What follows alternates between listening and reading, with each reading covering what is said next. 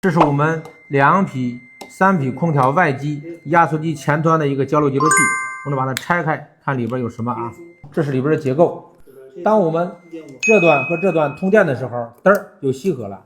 当我们充上电以后，内机和外机呢同时并联220，火线到这儿了，零线到这儿是一个等待的状态。那么我们给这段输入一个火线，它就会产生磁场，产生磁场上下就导通，压缩机就开始工作了。我们现在给它充上电，看一下啊。